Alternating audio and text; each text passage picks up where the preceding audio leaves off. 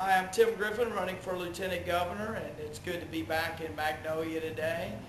I had a breakfast in El Dorado, had a lunch here in Magnolia, a little fundraising lunch with some friends, and so it's good to be down on the square and finally getting some warm weather.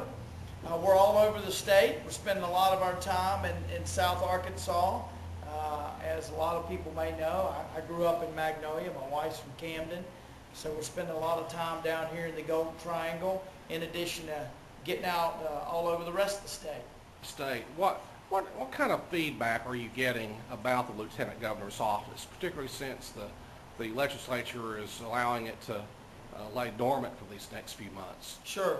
Well, what I'm hearing is that people want an additional conservative voice speaking out on issues like tax reform. And that's why we need a conservative Republican in that lieutenant governor's seat. And I think people get that. I've been met with lots of enthusiasm and energy as I go around the state. And some people, particularly in this part of the state, know me from my time in Congress and my conservative voting record. In some other parts of the state, I'm just getting to know some people for the first time. But what I'm talking about primarily is job creation.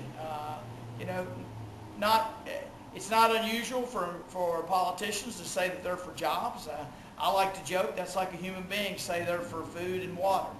The question is, what ideas do you have to grow jobs? And when I look around at the other states around us and all over the country, I see a lot of states that are really doing some innovative things to compete for the limited pool of jobs that are out there. And I think it's fair to say that we lose our share of jobs to not just neighboring states, but states all over the country. And that means that we have got to do a better job, particularly as it relates to our tax code, our tax system, our regulatory system. I think that the tax laws that we have in place, I think in many ways, they contribute to jobs going elsewhere. We need to have lower, more competitive rates and overhaul our complete tax code. That's something I've been working on the federal level in the House Ways and Means Committee, and it's something that I want to do at the state level as Lieutenant Governor. Many local economic development efforts are financed by local sales taxes, such as the one that supports the Magnolia Economic Development Commission. But a lot of these groups tend to be hamstrung by the amount of money that they can raise, first of all, through local sales tax, and secondarily how they can spend it, because local governments tend to want to put other priorities on the same money. How do we help these local boards that are trying to raise money for incentives and to improve their local communities? That's a great question. And here's the issue, okay?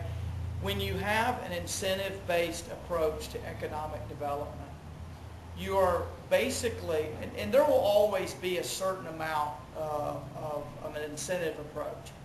But if that is the main way that you are trying to pursue economic development, whether it be on a state level or local level, you're ultimately going to fail if you have to overcome a burdensome tax structure.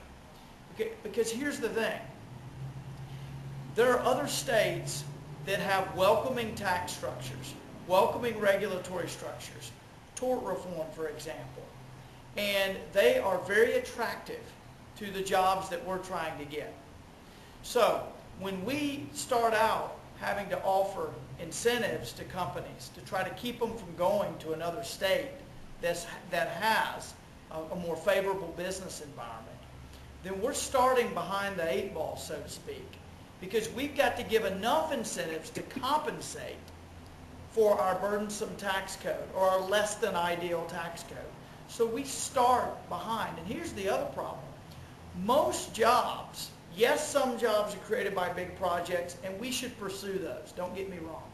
But most jobs are created by small to medium-sized businesses that would never qualify for those incentives in the first place. We need to change our tax structure and our laws so that we are attracting those sorts of jobs without the first dollar of incentive being offered.